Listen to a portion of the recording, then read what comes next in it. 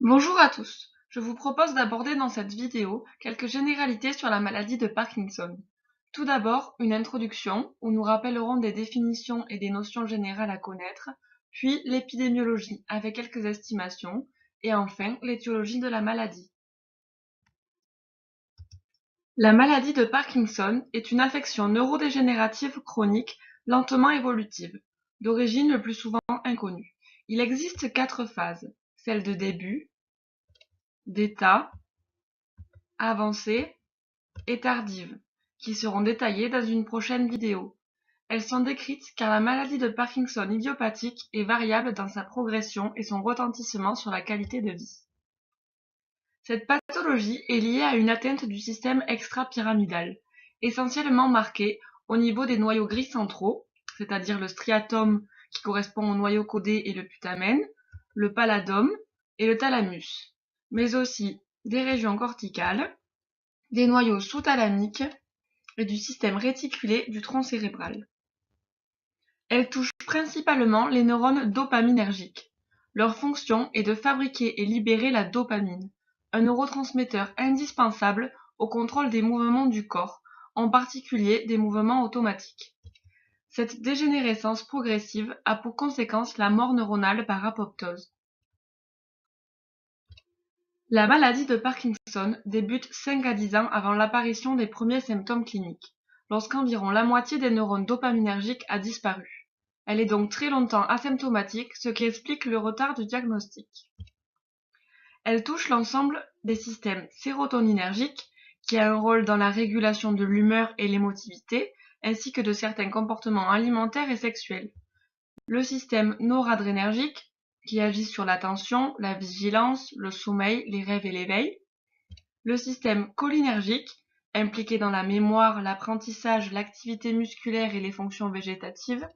Et enfin, le système dopaminergique, atteinte de la voie nigrostriée à l'origine des symptômes cardinaux.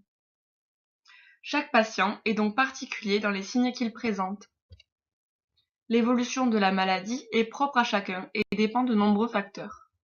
Cependant, la symptomatologie clinique est marquée par une triade, décrite dans une prochaine vidéo, qui correspond à un tremblement au repos, une hypertonie plastique et une akinésie.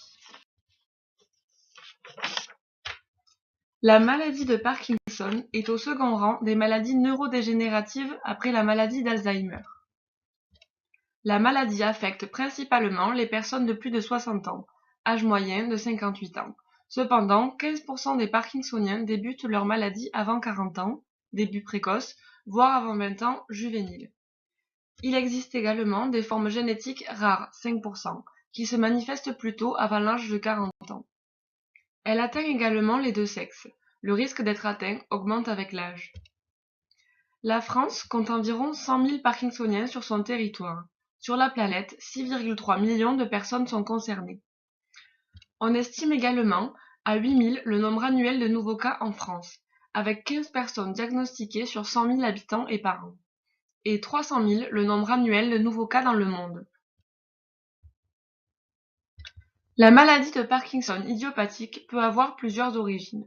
Cependant, elle reste le plus souvent inconnue. De nombreux cas familiaux sont néanmoins décrits et ont mené à la découverte de plusieurs gènes responsables de formes monogéniques de la maladie, aussi bien dominantes que récessives. De plus, la responsabilité des pesticides est clairement établie, en particulier des organochlorés, utilisés jusqu'à récemment en agriculture.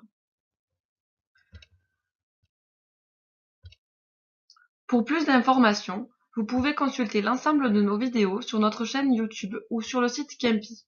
Voici quelques liens qui détaillent les points abordés dans ces généralités.